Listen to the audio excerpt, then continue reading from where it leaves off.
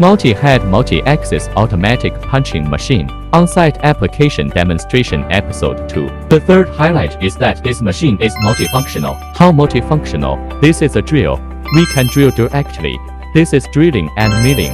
There is a function here that integrates drilling and chamfering. Another thing is that while we are drilling the hole in front, we are also taking out the teeth or feeding out the wire in the back.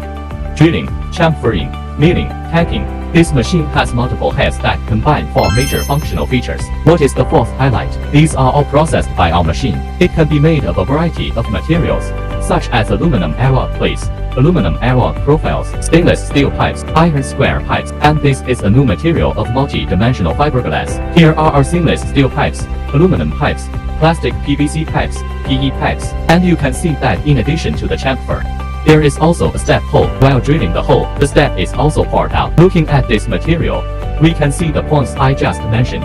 One is that a variety of different materials can be processed. In addition, we can see that this is drilling, and this is chamfering. The chamfering effect is also very ideal. Also, you can see the length.